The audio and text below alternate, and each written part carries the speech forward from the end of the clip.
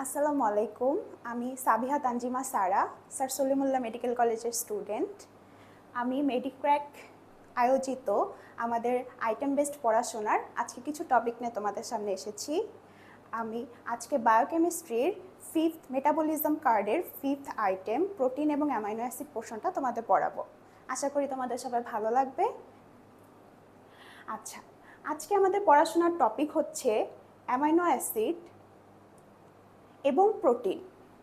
প্রথমে আসি amino acid এবং প্রোটিন জিনিসটা কি। এটা তোমরা সবাই জানো, তোমরা কলেজে তারপরে ফার্স্ট ইয়ারে ওঠার আগে মোটামুটি সব সম্পর্কে অলরেডি জানো, যেহেতু তোমরা সবাই মেডিকেল এক্সামিনেশন দিয়ে এসেছো ভর্তি পরীক্ষায়। আচ্ছা, প্রথমে আসি অ্যামাইনো অ্যাসিড জিনিসটা হচ্ছে একটা মনোমার। এখন মনোমারটা কিসের monomer? It's a monomer of protein which is a ম্যাক্রোমলিকিউল।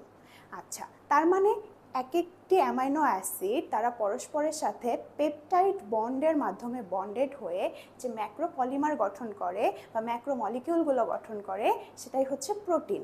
সেইটার বিল্ডিং ব্লক নিয়ে আমরা এখন আলোচনা করব, যেটা হচ্ছে অ্যামাইনো অ্যাসিড। আচ্ছা, তোমরা সবাই দেখো, আমি বলেছি each amino acid is bonded by a peptide acid bond. আচ্ছা, কিভাবে প্রোটিন সিনথেসাইজড হবে? আমি বলেছি অ্যামাইনো অ্যাসিড সিনথেসিসের মাধ্যমে তারা কন্টিনিউয়াসলি একটা পেপটাইড বন্ডের মাধ্যমে প্রোটিন টার্নওভারে আমরা সাধারণত অ্যামাইনো অ্যাসিডগুলা একে অপরের সাথে পেপটাইড বন্ড ক্রিয়েট করার মাধ্যমে যখন ম্যাক্রোপলিমার তৈরি করলো, সেই প্রোটিনটা কিন্তু বডিতে বিভিন্ন রকম ফাংশনে আবার তারা বিভিন্ন রকম ফাংশন করবে, তারপর তারা কিন্তু কন্টিনিউয়াসলি ডিগ্রেডেশন হবে। ইটস নট লাইক যে সবগুলো স্টোরেজ অবস্থায় থাকবে। এই পুরো প্রসেসটাকে আমরা বলতেছি protein turnover.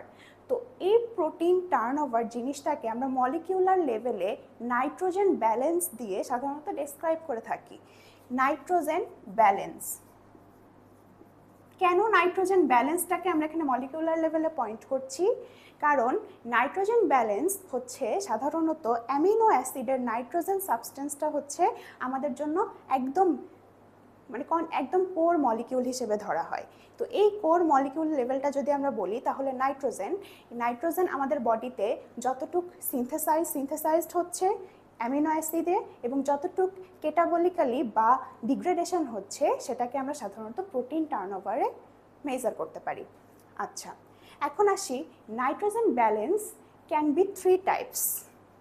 Either positive nitrogen balance, either negative nitrogen balance, either zero or equilibrium nitrogen balance.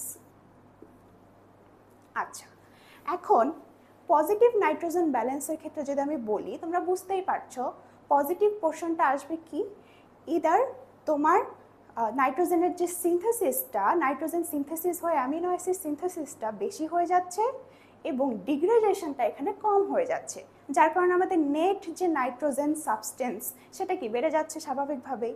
তার মানে আমার বডিতে তখন কি নাইট্রোজেন ব্যালেন্সটা বেশি, তার কারণে আমরা এটাকে বলি পজিটিভ। আচ্ছা, তোমরা কি বলতে পারবে কখন নাইট্রোজেন পজিটিভ হয় বা নাইট্রোজেন ইকুইলিব্রিয়ামে থাকছে না?